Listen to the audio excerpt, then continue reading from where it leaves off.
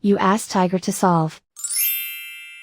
This deals with linear equations with one unknown. The final result is x equals 4. Let's solve it step by step. Simplify the expression. Expand the parentheses. Group like terms. Simplify the arithmetic.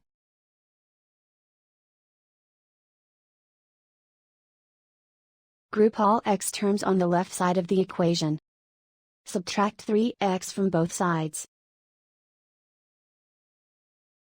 Group like terms. Simplify the arithmetic. Group like terms. Simplify the arithmetic. Group all constants on the right side of the equation. Subtract 2 from both sides. Simplify the arithmetic.